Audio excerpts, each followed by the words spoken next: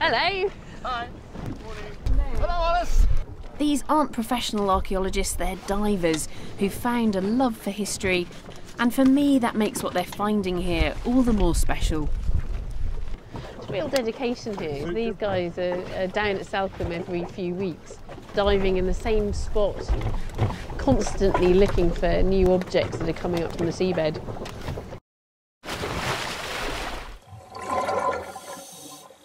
The team dive using underwater metal detectors to scan the seabed.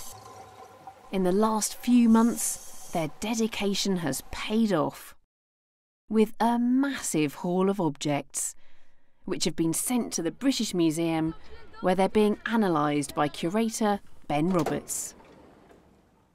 In total, we've got over 300 objects. We're still working through them at the moment, and they're still being found. That's the fantastic thing.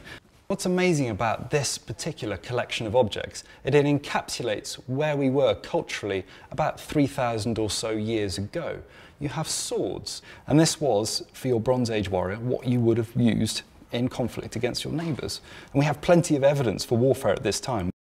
Also, you have large-scale trade. This is proper large-scale trade in commodities. The divers can spend up to an hour at a time underwater, at a depth of 10 metres.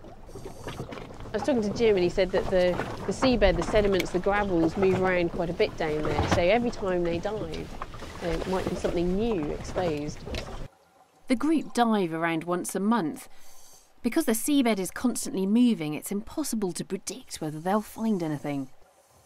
Perhaps the most eye-catching of the finds so far examined at the British Museum is the exquisite jewellery.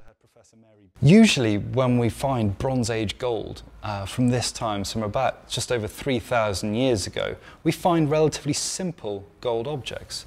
You have gold bracelets. These are solid bar bracelets. They've just taken a bar of gold and they've just twisted it around the wrist. What this means is that these bracelets here are just far in excess of anything that had come before. Here you have 8 strands of gold wire that have been twisted on their own and then bound together to create this stunning little bracelet, which, when it came off the seabed, was just perfectly coiled. These represent the absolute pinnacle of Bronze Age gold working. So what we've got here is this small group of divers who are spending all their free time combing the seabed down here in South Devon.